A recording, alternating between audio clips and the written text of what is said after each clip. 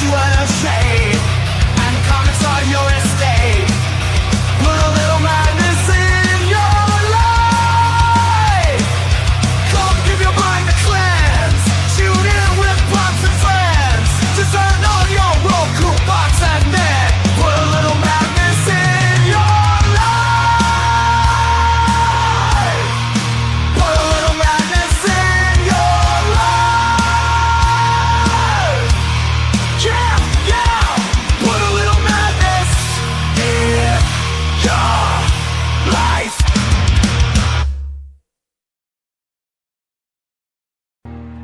At a cursed crossroads where souls collide, see the prince of darkness, see the prince of lies, while the world lies sleeping and the moon's aglow.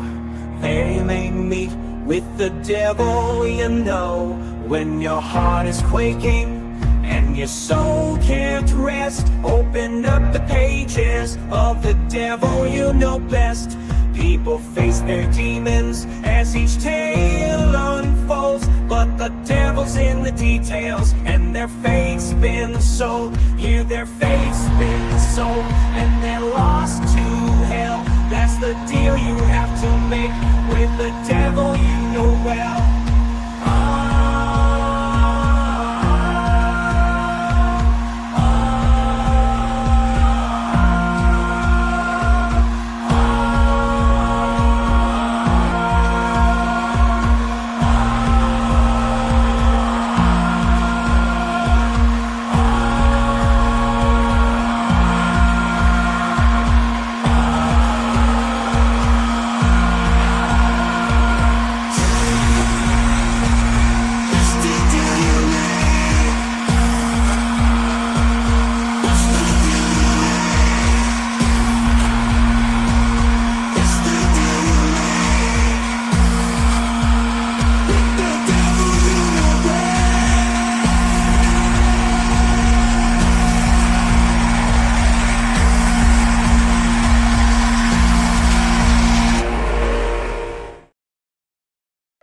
Cryptids and conspiracies, fictions, myths, and fantasies.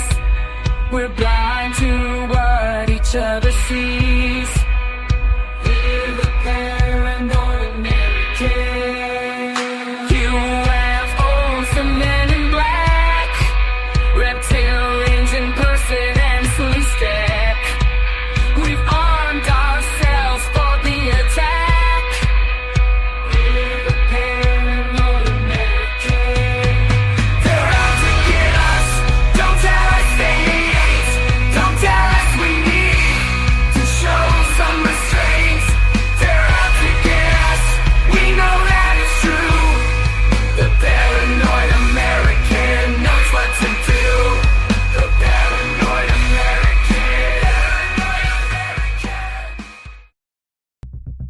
It's a Critical Blast podcast. That's me.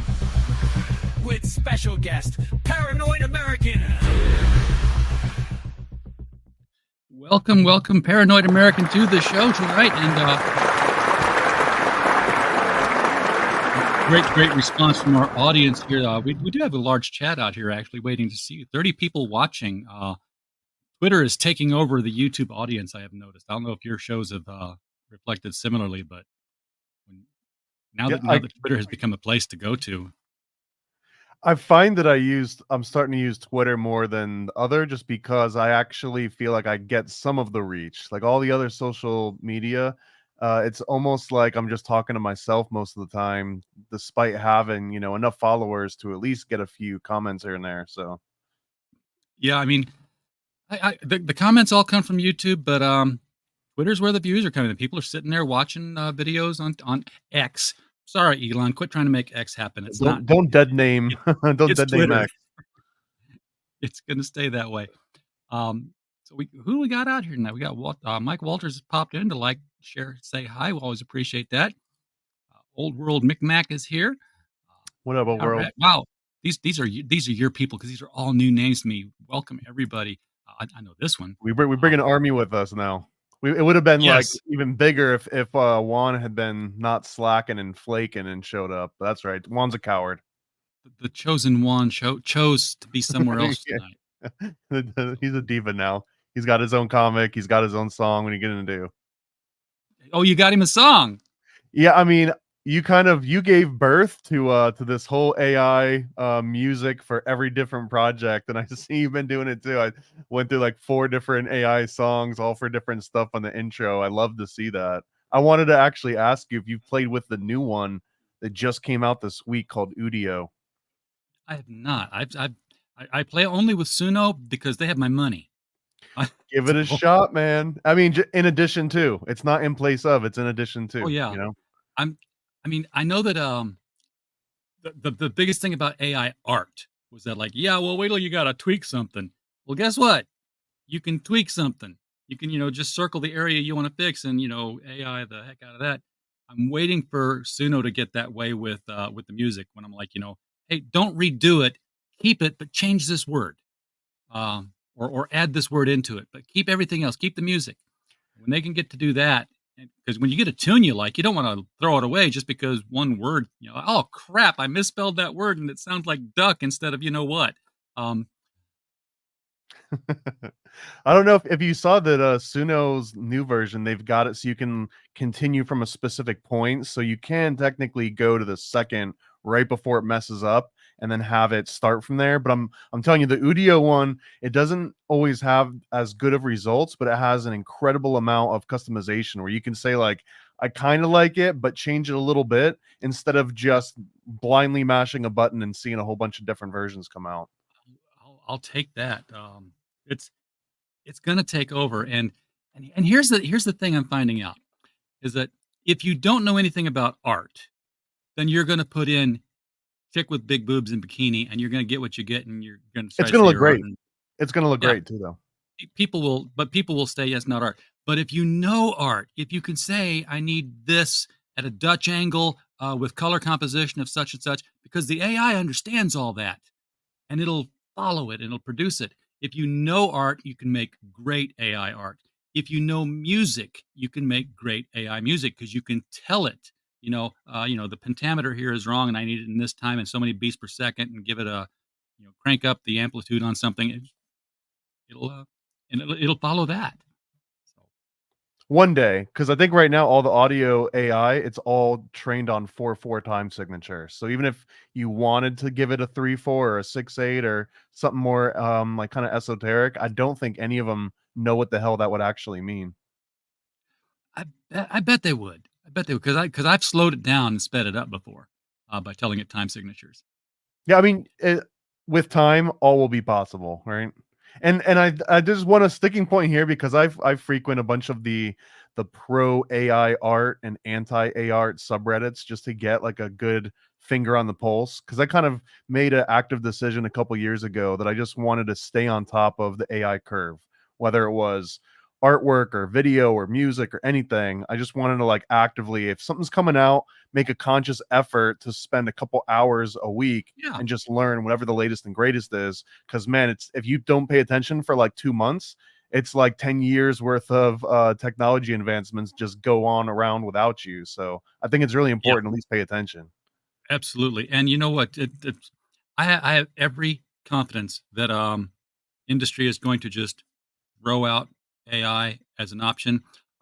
Probably the same week that Ford takes out all those robotic screw things that put the bolts on the car. Yeah, as soon as Ford says, you know what, there's no way that a person couldn't do that better. Um, then the AI will be gone. Yeah, I'm a little sarcastic about it. I mean, one of the things that fascinates me is there's so many people that get stuck over whether or not you call it art, and I guess, in a Like Tim way, I've here, just always thought like, who care? Like, who cares if it's called it's art or not art or any of that? And I really do well, feel it's gonna get into this space where someone's gonna love something and then find out it's AI, and then be in that spot where it's like, well, do I unlove it now? Do I take back like how I yeah. felt about it a month ago before I knew this? Well, is it art the verb, which means you have to have talent and you do something, or is it art the noun, which is the image that I produced? Um, so if if art is a thing you do, then yeah, you could say you can say this is artwork, or it's my art is producing images, and some of the people who are doing AI, they've got very complex prompts that they put into it. Their prompts are a work of art themselves. So Well, therein lies part of the rub, though, is that you could find somebody that has really great prompts and then train a model based on their prompts, and then you just have to say, like, dog, car, oh and then it'll do all the other stuff that they did. So there's always a way to take something that took a lot of effort and make it take less effort, which I think is the trajectory for all. And I feel like me and you are in in a small club, unless I've got this wrong, but within the world of comics in particular, it's very much like if you use AI, you're almost like selling your soul to the yeah, Dark Lord or something. And I feel like we're dancing on a line of becoming persona non grata to a lot of small little communities. So I don't really care about that, but I definitely see that. Like almost all the artists that I work with are very vocally anti AI. So I just make sure not to like rub it too much, but I love all of it, man. It's like the most fun thing to do. it is a lot of fun to play with. And of course it's my day job too. So I'm training Google Vertex AI engines to answer questions about financial applications. So Oh, so it's you're like actually feeding the real beast. Okay. I I don't know how am, I feel yes. about that part. Yeah, I'm the one I'm feeding the one that's going to make a decision about whether you get your house or not. Yeah, Uh, I appreciate it. Hopefully this means that I've got like a higher standing. oh yeah, I've got your name in there. It's like, oh, this guy, yeah, we know him. He's cool. Appreciate it. You just give me a little extra tag. Yeah. Um. So no American flag on the ceiling effing me up. No. Well, It's that's where back you there. that's where you put the mirror. And no, Tim, I know I don't feel attacked at all. It's everybody's gonna use their own tools. My opinion is I have a little bit of fun, but I have friends, believe it or not, who are very much art, not AI. And sometimes it's all I can do to just bite my tongue and not say, draw me a lens flare. because because if you've been using Photoshop since it came out, you've been using AI to some degree or other because hey, look, I've got a pattern brush now. I don't have to draw all these hash lines because whoop, they're there. Isn't that great? I'm still an artist. No, you're not. You didn't draw those, did you? But like, that's just my mileage, and that's just when I'm in a bad temper. And I've been in a bad temper today because I've been fighting the AI at work all day long. Because Yeah, well, sometimes, it's funny how that works is that when it does what you're asking it to do, there's like this novelty to it that's fun. But when you ask it to do something, it's 100% capable of, and it just refuses. It's like the weirdest position because there's no hood that you can just like pop open and look and see like what wire wasn't connected right. It doesn't really yeah, work like that. It just becomes a complete, conundrum. And if it's anything, you're like, easiest to do just we have to retrain it from scratch? yeah, it's easiest to just wipe it out, create a new one, whole new data bucket, import, and you know what? It actually is pretty fast. If you've got um, 10,000 or more documents, you're like, here's your world. Here is your world. These 10,000 documents. It's answering questions the minute they're loaded. So it's quick. Um, It's gonna kill us all, but it's fun while it lasts. well, once it realizes that hey, you know, Wait, little AI bot, what's the largest drain of resources on our company's finances? Well, you know what it is? It's all these retirees that are living off pensions. I can take care of this for you. no, wait. Done. That's money we can keep if they just quit pulling the money out, right? That was actually a television show back in the '80s that a computer was doing that, was changing traffic lights and whatnot to have people involved in fatal accidents and deaths. No one could figure it out, and there's like, oh, it's the computer. I'm like, wait a minute, how's the computer get hooked up to the washing machine? I haven't figured that one out yet. But It all started with Matthew Broderick and War Games, and it got worse from yeah. there. Oh, don't get me started on war games. I'm the only one who was in the theater going like, how is the analog modem hanging up the phone to dial another number? Come on. That's not how that works. I was I was a computer geek even back then. Um, but but I was also a comics geek, which is why we're here, because we have comics to talk about. Uh, and this is the one you're promoting tonight. This is the second issue of this series of the. Okay, are we going to get canceled over this? I mean, the chosen Juan. I don't think you're gonna get canceled. Good, good. I don't care. I just wanted to know. I wanted to get popcorn ready in case. I think everyone involved in this project is almost uncancelable, if I'm correct. Like every person on here is kind of like independent right now. I no longer have a full-time job, so I'm kind of uncancelable. So I think that we're beyond the cancelable aspect, at least for now. So this is about three podcasters who uncover a secret society of pod gods who also control access to Inner Earth, Lemuria, and Tartania. Tartantia. Okay. I've Important heard of distinction. Lemuria. I've not heard of Tartantia, and I imagine that's why there's quotes around it. I see tar and I see taint, and that sounds like a painful place to me just automatically. Well, it's I don't know if you've ever heard of the concept of Tartaria before. Does this sound familiar to you? No, So other I than can Tartarus, which is the Greek hell. Right. Well, it's actually very similar. So, Tartarus also referred to like this huge landmass that kind of made up Russia and maybe a little bit of like Western Eastern Asia. And for the longest time on maps, it would just be called Tartary. And that was kind of like this placeholder for like an unexplored aspect of land. Well, anyways, fast forward to 2020 or so, and a lot of these old world, ancient world theories started springing up that claimed that Tartaria was actually a massive, sort of like a huge empire that rivaled, maybe even dwarfed the Roman Empire, and that all of the major advancements in civilization were actually attributed to these Tartarians.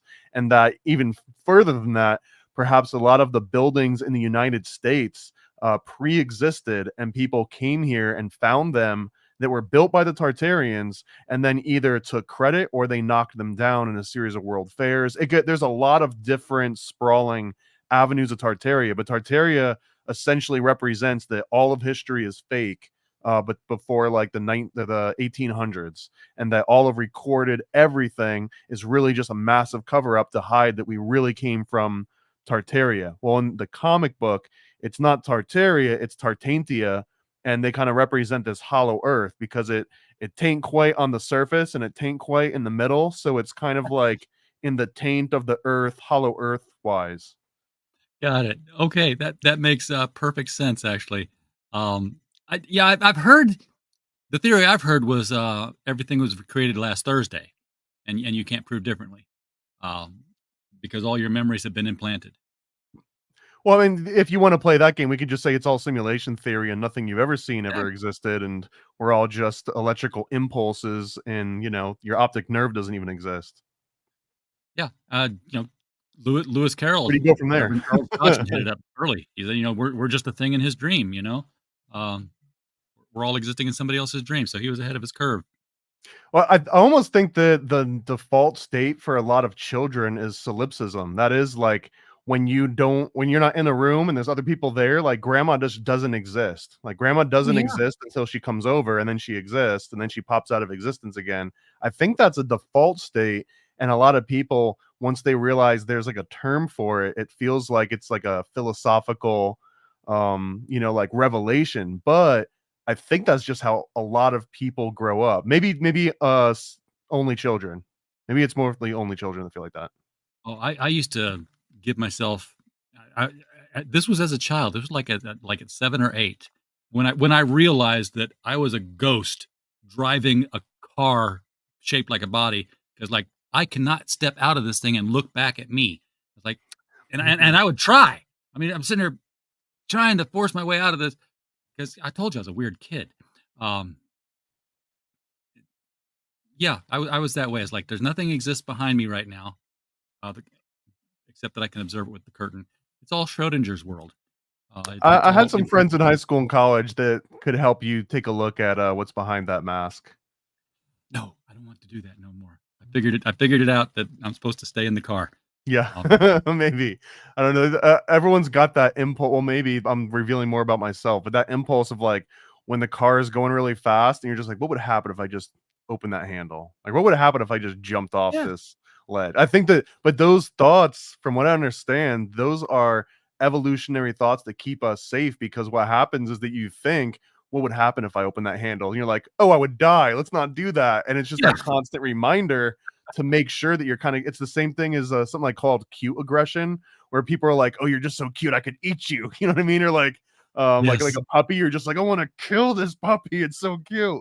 That same aspect of cute aggression is really your brain saying like, hey, remember that you're here to protect this thing, so I'm going to give you a quick little idea of like, maybe you should kill it, just so that you could be like, no, don't kill it, don't kill it. You know what I mean? It's like constantly just keeping you in check. I've had the same door handle impulse before too, but mine is always when I'm sitting next to the emergency exit on a plane. Um, Well, now you like just found yourself on a list, sir. I know, it's like what would really happen right now? Is it active in the middle of the air? Surely it's locked, right? You can't pull it while you're in midair. It's you got to be on the ground, right? Apparently not. Um, thank How God for new is this seatbelts. plane? I've seen some videos recently that would shake my Ooh. confidence. Um, you got 10 days left to go on this campaign, so you've been up for a while now, but you have hit the goal, doubled the goal. Sweet. Yeah, We're it still took me a going for second. 10x. It would be awesome to 10x the goal. Yes, I want. Well, of course, Chaos I Twins want to did help. it. The last time we talked, we did the one with Sam Tripoli and Chaos Twins, and that one now is almost got 600 backers, which was Sweet. phenomenal. So I'm just doing my best to try and replicate even a fraction of that for all the other projects I got coming You're up. welcome. No, it was. We got the critical blast bump. Yeah, exactly. It's a long running bump. It lasts for months. Uh, I'm looking at this image here, and I'm going to scroll down, but it took me a second to realize this guy's not looking at them. He's buried in the wall. Correct. This is another phrase, a Nephilim, perhaps a Nephilim giant. And do you know what a Nephilim is? I know the Nephilim. This the flood didn't get all of them. Right. So this is one of the dead Nephilim that they're finding as they're on their way to inner Earth. So the premise of this entire series thus far, issues 1 and 2, is that a bunch of conspiracy podcasters that are all real, by the way, a bunch of friends and just people that kind of came together to like collectively make this whole series happen. But that they find out that there's a secret society of podcasters that once you hit like 100,000 followers on YouTube or wherever the platform is, then you're kind of invited to this area that has access to inner Earth. They've got access to Nephilim. They've got access to all sorts of like real conspiracy theories. But you got to hit like 100,000 followers first. And one of these guys kind of didn't earn it, and they got invited anyways. So now they're sort of fish out of water and have to pretend like they're in this club and seeing all these wild things. So he botted his way into the secret society. Well, he kind of had like a package misdelivered. So imagine if your neighbor got your YouTube plaque instead of you. And now your neighbors like go into all these high society and secret society gatherings based on the premise that, he's some kind of viral star when really he's just like a bumpkin with a podcast. This is very cool. So they find out that all the conspiracy stuff is real. Is real, but also that all these conspiracy podcasters know it's real, and all of the feigning ignorance of like, oh, I wonder what's going on. Is Hollow Earth real? Like, of course it's real. Like, it's real. You're literally the guys that have the access that gets to Hollow Earth. So it's just a way of kind of keeping a monopoly on like all the really juicy tidbits. So this gives So our main characters a direct first person view of like, what if every of the weird outlandish conspiracy theories you hear on YouTube or TikTok or whatever are 100% true, and illustrate them in full detail. that's so it's like they're telling the truth by hiding it in questions and conspiracy. Sort of like in Men in Black when there's like, picks up the World Weekly News, like, yeah, this is where you find out everything that's going on. This is we publish it here. But it Well, looks too outlandish to be real. there's a hint of like Gnosticism to this too, because behind I don't want to give too much away, but like behind the ultimate story arc for this first chapter of 6 issues, by the way, is that it's kind of all being ruled by Abraxas, or like a Saturnian time cube esque, where you've got this demiurge that is kind of controlling this artificial world and keeping everyone trapped in it for some sort of energy or entertainment or who the hell knows. But it's very much Gnostic in its ultimate story as it unfolds. So Tim is asking. So wait, they are part of the conspiracy too. They would have to be, I guess, at that point. Yeah, I mean, there's a lot of kind of internal struggles. So like once they realize what they've been a part of, they definitely have to go through some things, but it immediately just jumps into action. So there's not a lot of time to be thinking. Like they're fighting, they got superpowers. They meet Aleister Crowley, who attacks them with all sorts of evil dick energy weapons. So it gets like really off the rails immediately. Who keeps Atlantis off the maps? We do. We do. Yeah, little Stonecutters vibes. Yeah. So yeah, we got a Sam, bunch of cameos in here. So this one we've got the Tinfoil Hat Crew, which is Sam Tripoli, Xavier Guerrera, and Johnny Woodard, all from Tinfoil Hat. But they kind of combined to form Triple Lee, who's a kickoff of Bruce Lee from Enter the Dragon. But also what's cool is that XG and Johnny are like miniature sized, and he keeps them on like little baby papooses, and they kind of like fight strapped to his back like little babies. And then whenever the fighting's over, he just kind of hangs up on the wall, and he like sticks pacifiers in their mouths. It was a whole thing. and of course, they're the guard dogs, so it's sort of like Cerberus. That's 100%, man. It's exactly what they're supposed to represent. Because as our characters get to like the first barrier of the inner sanctum, they have to fight Triple Lee here. So that's like this huge. That's their first really major supernatural like boss battle. And then Alex Stein is here. Do they all know they're here? I mean, did you reach out to these people and say, "Hey, we're parodying you"? They do, yeah. So this has been in this particular issue has been in the works for going on 2 years now, and we got I got Alex Stein on board when he still had like I don't know like 60,000 followers or something. Like he was still kind of just freestyle rapping in public forums on TV. This was way before Blaze and everything. So he's like huge now, right? But yeah. Alex Stein. In fact, one of the custom covers here is I worked with Alex to figure out like what kind of cover or poster, what would be like your ultimate goal? And he was like, man, I really love Silence of the Lambs. And he kind of wanted to have some sort of a Silence of the Lambs nod. So we've got one of those as the custom cover. And I brought up that my favorite movie, one of them is Beetlejuice. And in particular, this one scene where they ask Beetlejuice if he knows how to be scary, because he's just kind of being like a dick the whole time. And he's like, can I be scary? And you kind of see him open his coat and there's like all these weird things popping out. When this one, Alex Stein's made, he's kind of like Beetlejuice of comedy. So they ask him, can you be funny? And he opens his coat and he just shows every genital known to man. So that's what we're looking at right here, is just like 40 different types of dicks. Because if you approached him at 60,000 followers, I was hoping you were going to say, yeah, he came to us like a couple of months ago, says, guys, can you maybe not do this comic? Bad idea. Just because, because now he's been awesome, man. Alex is awesome. If anything, he's almost no longer a human being. He's almost become like a corporate egregore. So it's harder to interact with a massive egregore. But Alex, the person, is still awesome as hell.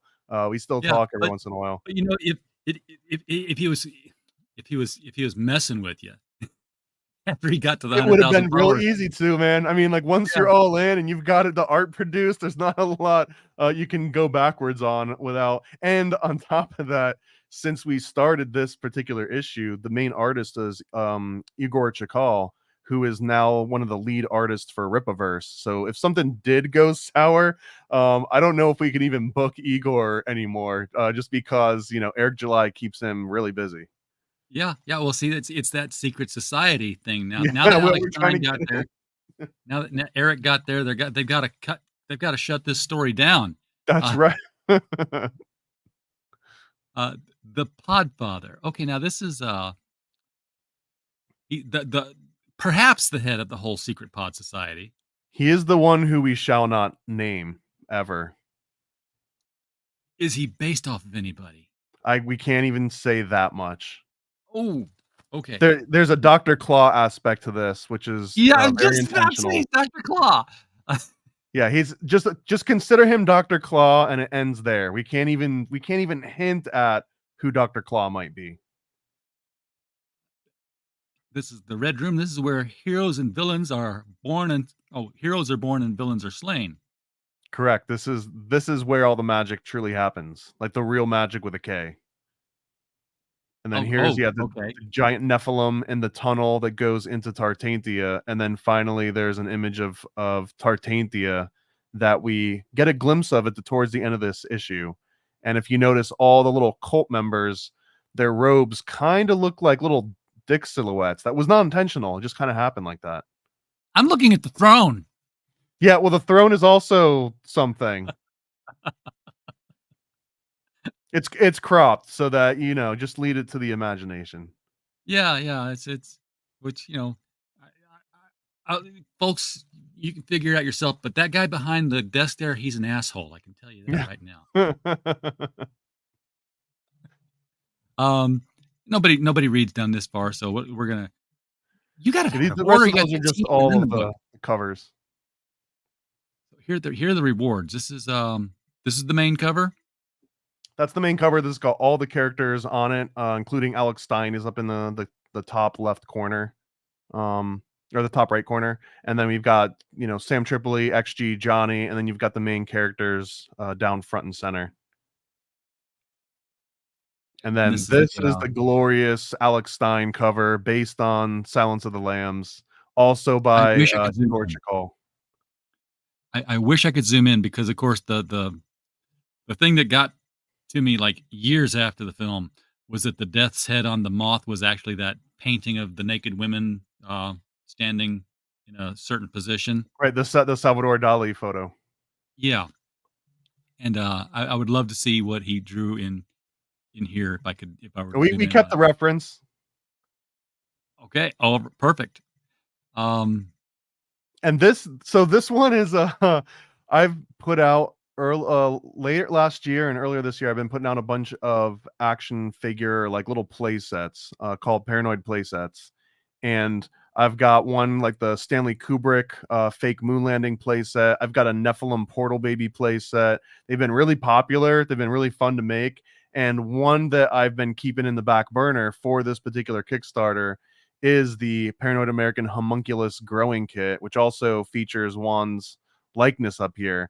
But this is like a real deep inside niche reference to homunculus, and we put out a homunculus owner's manual last year, and it details exactly what a homunculus is, all the different types, all the different historical references from alchemists all the way to the Guinness Book World Records that also has homunculus listed. And we get emails and questions all the time about people like, is this real? Can we really make a homunculus? We have some people that say they've been trying to work on making a homunculus. So we figured we're going to try and take all the hard work out and make like a really easy, do it yourself, just add water style homunculus. So just add water because honestly, if somebody walks in and you're sitting there trying to get your junk all over a chicken egg, you're gonna be locked up somewhere. But that's apparently what that guy did on YouTube because I watched all those videos. I was like being drawn. He's like, "You did what? You've grown a person now in this egg. It's moving. Oh my god!" You're talking about the Russian guy, and I think I know the secret on that one, or at least what I've heard was that you take a piece of like a regular piece of sponge and you just cut it up into just like a random shape, and then you put a little bit of cornstarch in it and maybe like some food coloring, and then you can actually stuff that into an egg if you get through the hole enough, so that when you open the egg, the like sponge has absorbed all the rest of the water. It's got some of the cornstarch in it, so it kind of looks like a little globby thing with a little bit of shape to it. If you know how to jiggle your wrist right. All I'm saying is that one was a farce and ours is real. Okay, that's yeah, duck eggs work better, and then a turtle pops out. Yeah. Well, no, not if you did it right. I think if you fertilize duck eggs with turtle semen, that's how you get platypus. That's actually correct. I remember that from high school. Okay, yeah, I knew it was worked somehow. Let's I see if I got can an get F this in that class, but I still remember it quite well. for fantastic.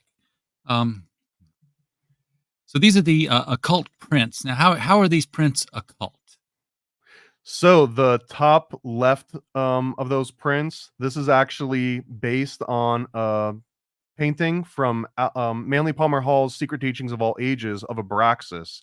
And Abraxas is essentially like the ultra supervillain of this series. He's this Gnostic deity that is kind of controlling our reality for unknown purposes until at least we get to issue 6. Then you'll kind of figure that out.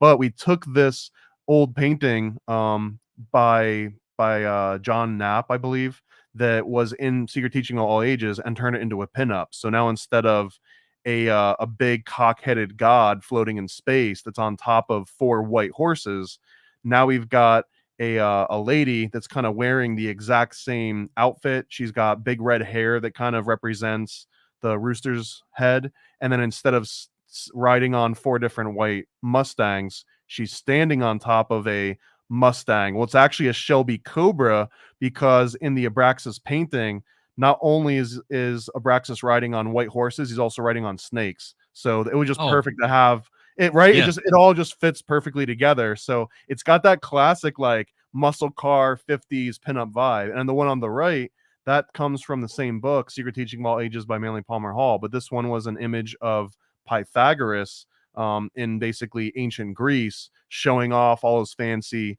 proposition of Euclid and all his fancy math stuff.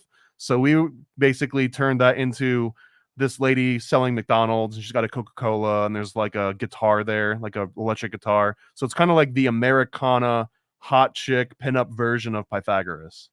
Yeah, I get it. I dig it. They're very cool. And I see Kiss in the wall on the Yeah, so the middle one's a promo for a new series that I'm gonna be after this Kickstarter's over next month. I've got one called Illuminati, which you can also see at adultoccult.com. And this is I was talked into one of my distributors on the West Coast over this one. Shout out to Comics Mainstream, by the way. They're awesome company. But he was just telling me that a lot of the comic shops, like, they actually do really well with adult comics as long as the cover isn't necessarily 100% nude, but they kind of move, like they'll fly off the shelves if Yeah. it gets to the right audience. And I show just him what figured, Kickstarter does. well, yeah, hell, yeah. So I'm gonna see how much I can tap into that, because I realize like almost all the comics I put out, with the exception of my 2 biggest sellers, which is Chaos Twins and a coloring book called American Cryptids. Those are like my all ages, and those ones do gangbusters compared to everything else I do combined. But everything else I do definitely skews very mature, very adult, not kid friendly. And since I'm already kind of in that space and like the horror and political aspect, why not, do some sex sells and see how that works? So of course, in Paranoid American fashion, though, I can't just do boobs. I'm gonna have to do boobs and occult. They're gonna have to be occult boobs. They're magical anyway, usually. You mentioned Abraxas earlier. If I'm not mistaken, isn't that isn't that named the root for abracadabra, the way where we get that word from? Correct, but also abracadabra is also one of the magic, not a magic square, but it's the way they would used to write it out is in like a triangle, and you would write Yeah. abracadabra down each side and along the bottom, and it would basically repeat itself over and over. So it's that Abraxas plus the concept of like a magical square. Occultus Mundi, which is, of course, the occult world, because I had 3 years of Latin and I show it off like an asshole. Yeah, this is a flexing those Latin muscles. They always come in very handy, right? Yeah. All the time you ever spend learning a dead language, it comes in handy for moments exactly like this. But Occultus Mundi is a Zine that Juan has been writing forever. Like, me and him started it like a year or 2 ago, and it is print only. It'll never be digital, because then it loses the magic. You're not a real artist, you're not a real writer, so on and so on. But this is kind of like just an underground 70s style occult Zine where we just talk about a bunch of occult topics. And Did you make your own Jack Chick tract? Yeah, so that one in the background, that's the Homunculus Owner's Manual, I think, or that might be the MK Ultra one, but Yep, I've got MK Ultra. so yeah, so another so this is one of my biggest years ever. I've been publishing for over 10 years, and this year I'm releasing 4, maybe more new chick tracks in addition to the 2 I've got. So right now I've got MK Ultra that breaks down the entire history of MK Ultra from Project Paperclip to all the way to modern day. It even touches on like the men who stared at goats angles. In addition to that one, we did the Homunculus Owner's Manual that I mentioned, and then I've got 4 coming out in the next few months. One is on Bigfoot, one is on the Titanic, and it covers every different Titanic conspiracy theory that's out there. One that's on the Bavarian Illuminati that I'm doing as a collaboration with my friend Donut. Shout out Donut Factory. And then another one called the Golden Bough, which started as a Stanley Kubrick pamphlet and it just kept getting deeper and deeper and deeper. And now it's going to be like a whole expose on like Bohemian Grove and Stanley Kubrick films and black magic and Hollywood. And it's kind of all over the place. It's going to be a really good one. Yeah, I love all this stuff. It's so fun to read, and the thing is, after you read like a couple of them that corroborate each other, you're like, wait a minute, that kind of makes sense. Yeah. I actually have a really good friend that was raised on real chick tracks. Like growing up, his parents would buy him chick tracks and give it to him and say, "This is the real world, honey. Like read this and go to your room." And he was raised for like 10 years, understanding that chick track was an insight of like what the teachers weren't telling him. Like here's how the world really works. Yeah, yeah, absolutely. Watching Bewitched is going to send you to hell. Um, you get your sticker sheets. Everyone loves stickers. And we do have some I've got a Heaven's Gate sticker sheet that's holographic. I've got a Jonestown sticker sheet that's got Flavor Aid, not Kool-Aid. Like we're very accurate here. I love this. Needs to go on. You need to make cans of this homunculus. Of which one? The homunculus Budweiser. So I actually, once this campaign is over, I'm going to start releasing some of the packs on the site because I wanted to have some exclusives for backers. And whatever's left, I want to sell them in 12 packs. So you'd buy a 12 pack of the stickers that you can just stick on a regular can of whatever because we had them made to be the exact size that they should be to be on a can. A koozie would be great. They make you can have those made to order. Oh, that's a great idea. See, man, you're a merch master over here. I am actually. I got the ideas. I just, I only follow through on very few of them. Just need more hours in the days. I know. Somebody hold their hands up and stop that sun, like last Monday. And man, I've been trying my damn best on getting pricing down. This is the cheapest printed comic that we've done to date at $6. It's a real cheap comic. I'm trying to get down to like 4. From what I understand, $4 to $5 is kind of the sweet spot, especially if you want to contend with the big 2 or the 3 or 4 or whatever. Yeah. You got to be in their market too. You also got to get more than just like 500 or 1,000 printed at a time to get those kind of prices. So that is the main reason for all these. I mean, you've run enough of these to know that $3,000 doesn't really pay for the art production. It pays for like the print and the promo and some of the fulfillment aspects and the shipping and all that. But like the real goal is to get enough of these printed. Usually it's around 5,000 to 10,000 where you can get the per issue cost low enough that all of a sudden you can charge $4 for it and not just hope to break even if you're lucky, And you got all kinds of variants here. You got the Alex Stein foil cover. First ever foil covers that we're doing. This is a new experiment just to see what the process is like. And if it goes well, I'd like to offer more foil covers for basically Kickstarter exclusive stuff. You got sets here. Just you got a lot of stuff. You probably got a ton of inventory that you can pull from. Yeah, well, I don't have a living room anymore. I just have like an inventory room. Yeah. Now this one's interesting. $322. Why that number?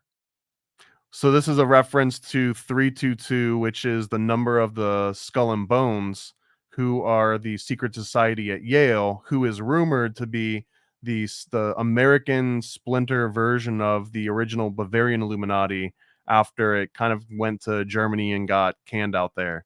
So 322 gets you into the most elite club of all time, which is the Chosen One, and it'll put you in as one of the cult members. So you saw those little Tartantian cult members that we were looking at before. Well, this will basically let you become slaughtered. We've got one person that's signing up. They're going to basically be completely eviscerated by Aleister Crowley himself, and then have their entrails used to divine the future of some kind. So that's the cool kind of stuff that we're trying to offer. Okay, and of course you read it backwards. You got 223s, and we know the number 23 is important. So Oh, you don't read it backwards. Come on, what are you, crazy? don't ever read anything backwards. We don't have an airport around here, and that sounds like a plane landing, which means it's coming down somewhere. And then we haven't had any takers on the 1500 yet, but I like to just offer the big ticket tiers just in case, you know, the whale comes along. And this one is incredibly unique. It is one of everything forever. So it's one of every comic that I've ever printed, every coloring book, every sticker sheet, sticker, print, keychain, play set, all the little play sets that we were talking about before. It is one of all of those already, plus any comic, toy, sticker I ever come out with until I die. You'll get one copy of that. Well, for 1500, that's cheap. It is cheap. I want this particular project to just blow up. But I remember that I believe Kevin Eastman, it was either Eastman or Laird, did something very similar in one of the original Ninja Turtles comics, where it was like you could buy a lifetime subscription of like one of everything that they ever do. And I always wished, you know, like I wished I was around at that time to make that offer. And I think it was like, I don't know, $150 or, I mean, in 1980s money, it was like $1 million, but so this is my version of that. In case there's any takers out there, it will be well worth it, because again, I'm releasing like 10 books this year, games, albums, like all kinds of stuff is coming out. So it would, like, I would be losing money on it within a year. So if you want to put me out of business, going back, you know, the biggest tier that I've got, you'll put me right out of business. We just need 10 people to back him at 1500. You'll never see me again. Bankrupt you like a successful small business person selling to Walmart. And did you want to be able to keep up? Going back, catch some of these here. Michael says there was a women's tag team in TNA who went by MK Ultra. Well, they were in TNA, and I know what that stands for, and it's not Total Nonstop Action. Yeah. I'm a huge collector of anything MK Ultra. One of my favorites is that I've got a cigar box. There was a brand of cigars called MK Ultra that had like a really nice little logo to it. But I'm glad someone mentioned that. I never heard that there was a group called MK Ultra Wrestlers. So now I need to go and find like a shirt and snag one. A shirt. They probably have action figures of Killer Kelly and Masha Slamovich. So I'm in. Elk Baniak says the CIA contractors who attempted to give goats strokes in remote view hostage locations were Scientologists. Right. That was part of, there's a bunch of them. One of them was like Project Phoenix, I think, was the origination of that. And that movie, The Men Who Stare at Goats, which was based on a book by John Ronson, who was the guy that snuck into Bohemian Grove with Alex Jones, by the way. A bunch of random connections here. But he's the one that wrote about that particular thing that turned into the movie. And I think that the original version of that was that one of the military guys that went over to Vietnam realized that no one was shooting the kill. Like they would always like shoot upwards, like up into the sky, so they could say that they pulled the trigger, but not actually have it on their conscience.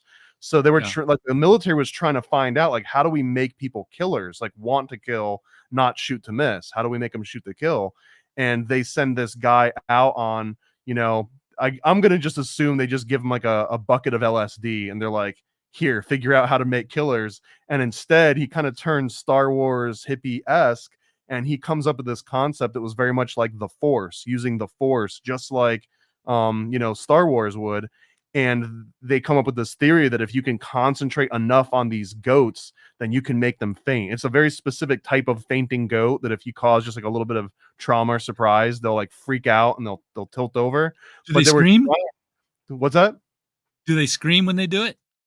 Well, I mean, The same goats that scream can also faint, but I don't know if the two happen at the same time. I don't think they do.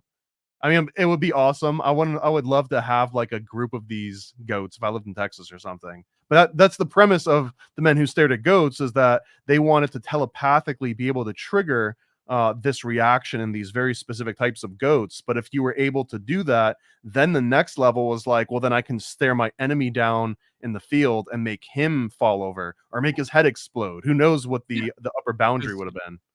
Because your enemy's just as smart as a goat. Wayne Klingman says, "Give me a redhead and boobs, and take my money."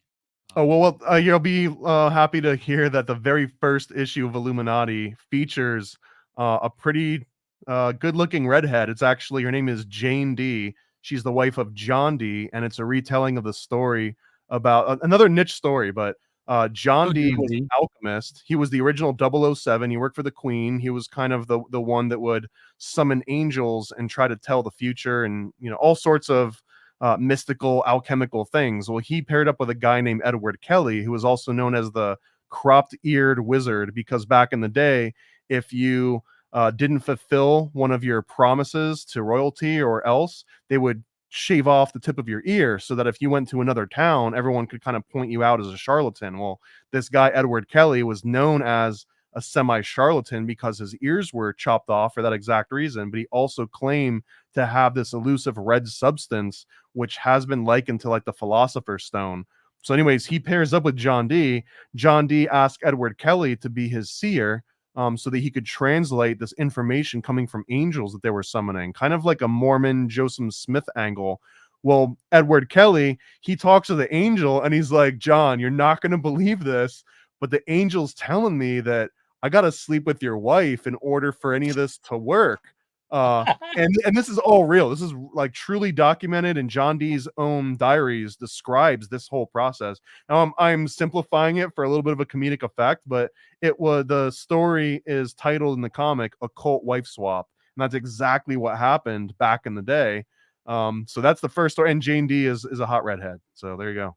Okay, yeah, and she, more than likely, she's like, just tell him that the angels told you to do it. We'll have the Yeah. Well, there's a little bit of that too, and as a follow-up teaser, the second story in that issue, because it's an anthology series, every issue has two different unique stories by different writers, different artists, and the follow-up in that first issue is the Statue of Liberty comes to life and bangs all the national monuments.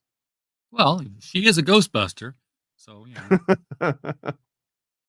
I love talking to angels. An angel came to talk to me, gave me this book, and all the pages were made out of gold. You got a book made out of gold? Did you pawn it? It's like, no, the angel took it back, but I memorized everything in it first and wrote it all down again. What's it say? It's like, well, it says we can screw as many chicks as we want. We're okay. Better than okay. That's the goal, man. Like you need to populate an entire planet full of your offspring. So you better get to work now. Exactly. Do Hollywood sex crimes? That would be very interesting. Okay. We haven't done that one yet. I don't know. I stray away from like sex crime in like one like in the same sentence. It gets a little bit iffy. I would love to figure out a good approach to it. I got toy series. I've got a Frazzle Drip Funhouse comic, which kind of hints on that, but it definitely doesn't have the erotic aspect to it yet. Wayne Klingman is one of the authors in our stable at Critical Blast Publishing, and his oeuvre is true crime. So he knows all the Godfathers and all the mafia outfits in Chicago and Milwaukee and Buffalo and Vegas, and writes about those and Hollywood. There might be a nice like JFK plot line in there, because that's all mafia related. And there's one that I've been toying with that hasn't made it into these issues yet. But this concept that pop stars were kind of like whenever they go on these world tours, those world tours are really like them going on an OnlyFans tour for like sheiks and for, royalty. And that, basically anytime Britney Spears would go on like a world tour, it was because some sheik wanted her company, and that was all used as a cover for it. So there's one aspect of that, but I think it's kind of been done a little bit by some of like the Dollhouse series, which I love. Like it's all MK Ultra mind control beta sex kitten stuff. I don't know how deep you get into MK mind control. A little bit, a little bit. So you got like the alpha, the beta, the delta mind control. You've got omega, but the beta are also known as beta sex kittens, and those are the ones that are usually trained to kind of allure. This is like the polka dotted dress lady that triggers Sirhan to shoot at RFK. Right? There's a bunch of these different versions of that. I just want to know how to do it. Is all. Yeah. ID Crisis Design says both Joseph Smith and Muhammad were visited by an angel in a cave. That angel's getting around causing trouble. We need to find that angel and make it stop. Tim says, there's a Smith. I was going to say there's a really interesting book called Early Mormonism and Magic that was published, I think, in like the 80s. And he makes a really good, compelling case. And they find all the bookstores that were around where Joseph Smith grew up. And they can pinpoint 2 or 3 books in particular that had these exact stories. One of them was a guy is visited by an angel and he looks up and he just sees like a blinding white light and he tells him that he's going to help him translate hieroglyphics. This is literally a book that Joseph Smith likely read because it was in the bookstore that was like just down the street from his house. And there's also one called the Magus, and inside the Magus it has the exact same talisman to Jupiter that Joseph Smith also had. He had a talisman to Jupiter that they would use for the original treasure hunting. He also had a bloodstone amulet, or some people attribute the bloodstone amulet to one of his subsequent followers. The name's escaping me, but this was another example that came out of these books.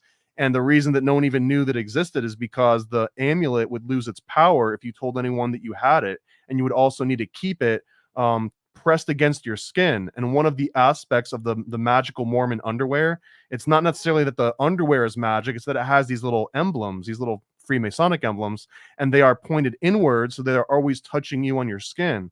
So there's a lot of really compelling evidence that it originated with this, like these alchemical stories, a lot of like folk magic, and over time it evolved where like, okay, you don't need a bloodstone, you need magical underpants, and that serves the same thing as the bloodstone, and no one even has to know that it's a magical talisman.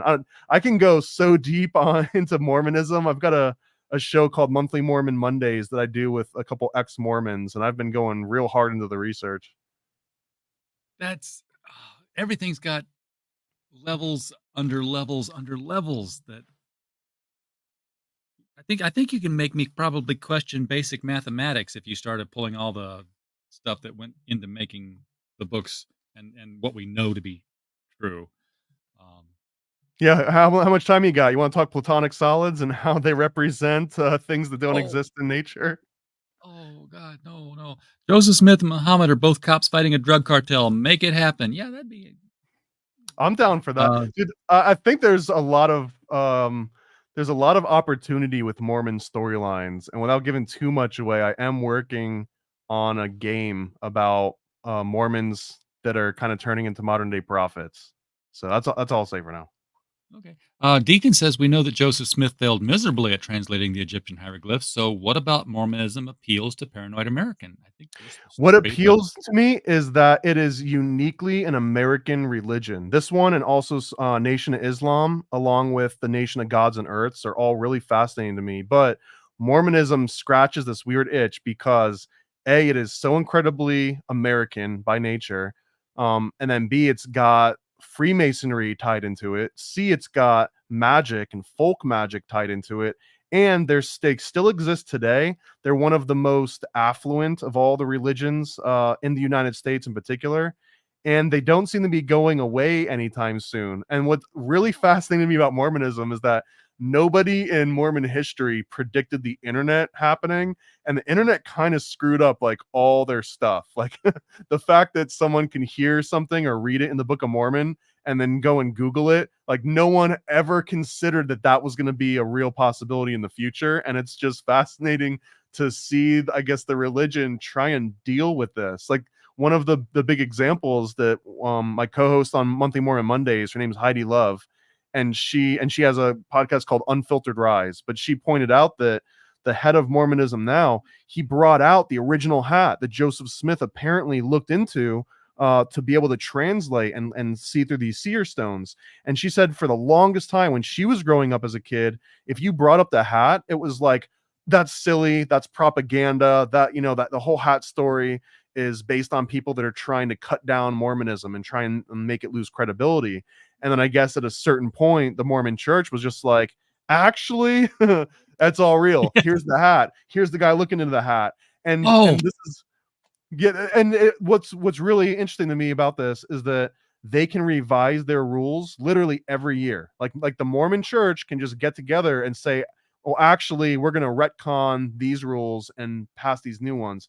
The Vatican kind of does something like that, but they've got 2,000 or at least 1,000 years of baggage that they got to carry around with them, and all these different edicts and papal bulls, right? But Mormons, like they're nimble and they're fighting the internet. So I don't know, it's a fascinating thing to watch in real time. They're fighting the internet, but they're kind of taking advantage of it too. I mean, Ancestry.com, that's, you know. Yeah, dude, I'm telling you, it's beyond fascinating. They baptize people after they're dead in order to fill their own planets. And that's another thing they got retconned, is that apparently in the 70s, 80s, they were trying to appeal to people that like Star Wars and Star Trek. So they came out with this kobold theory where it's like everyone populates their own planet, but then that got retconned after it got out onto the internet and people started making fun of it, and they were just like, no, that never happened. There was never a planet involved. None of that ever existed. But it's like the internet exists, so you can go and find the original sort of recruitment videos that make these exact claims. So I love this aspect of it. So like you kind of remind me of this radio show I used to listen to in St. Louis, the Dave Glover show. He was drive time, jackassery, penis jokes, that kind of a thing. But every once in a while, he would have on like a serious guest, and he would get serious. And he was always interested in the kind of stuff you're talking about here. So he brought on a guy who was a Kabbalist, and he was like, getting into the like, so you guys do this, you believe this, and I got through on the phone lines. I mean, it was like winning the lottery, because it was that kind of a show. If you could get through, man, you had the attention. And I said, I'd really like you to go into, talking about, the golem and whether or not, this is such a thing that can be made. And he hangs up. Okay, thank you. And he hangs up and says, I'm sorry, my guests are kind of used to, me making funny jokes and ha-has, and they don't take a lot. And the guy's like, actually, no, that's a real thing. And the show was over. He's like, what? You can make a golem? I want a golem right here in the studio right now. It was hilarious. But he told how to build a golem. But, it's always one of those things that, like, intentions have to be right, and you can't have anybody around you that's not believing or whatever. It's like, so you got escape hatch. It's your fault. Yeah, if it doesn't work, it's your fault. Yes, exactly. I love that aspect of magic where it's like, all right, it's not working. Who's the asshole here that doesn't believe? You know what I mean? Who's killing Because it's not me. You gotta ID clap. Christ says Jehovah's Witnesses have many re-edited versions of the Bible. Well, they have to re-edit it because they were only supposed to be 288,000 or 188,000 or whatever it was, and they got more. And they're going to have to make cuts somewhere along the way, or they're going to have to revise their numbers. Well, they had to take all the fun parts out, so they had to take out like all the wine and stuff. Yeah, I know. All the parties gone.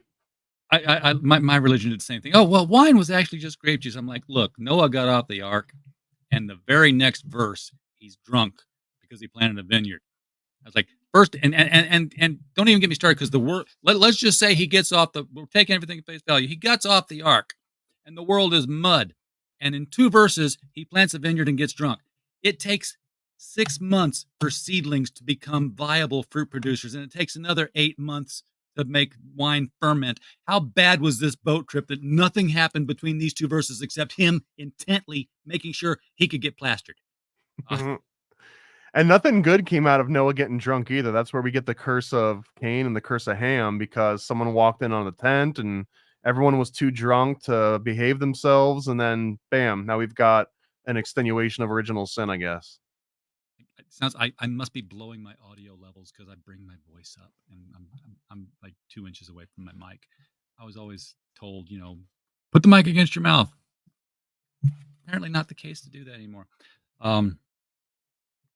Oh, okay. Well, this is not a religion show or a We can make it conspiracy that show. way. We can totally It's make it that already way. taken over. It's about this comic book, guys, and you can get this comic book at the link below the video. Um, you can also just go to chosenjuan.com, which is the same link, and you'll be taken there. But I would love to keep this up all night, except I got shit to do.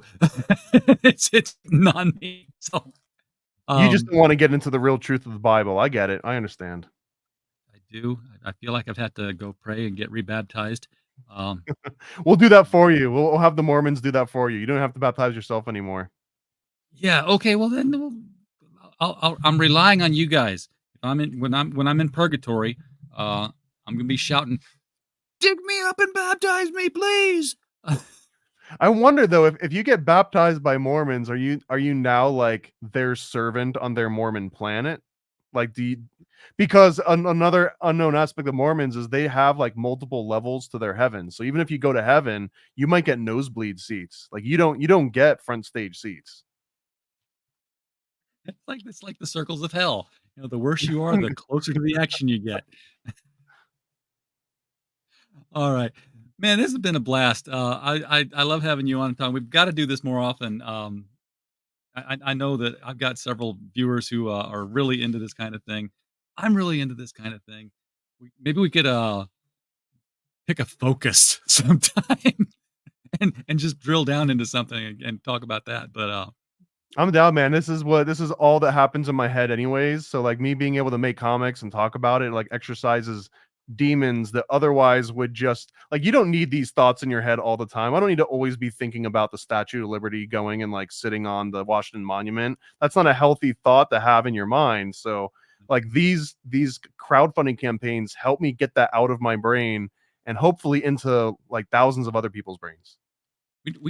I need to get you on with Jason Hunt over at Sci-Fi for Me on one of our crossover episodes of Blast from the Bunker because that's our kind of guest. We always get the UFO experts. We always get the climate change experts. And we just interview and talk about what their I'm in, man. story I'm is. already in. All right, I'll set that up. Everybody in chat, wow! Thank you guys for being here tonight. This was a hopping, fast moving chat. So I'm not used to that. You kind of made me Appreciate y'all. exercise my. That was the clicking Paranoid button. American Army. Yeah, well, come back. Come conquer this ground anytime you want. Because we're just a podcast falling in the woods. Otherwise, we're just not making any noise at all. So we appreciate you all being here. And as always, while you were here, we just hope you had a blast. Good night, everybody.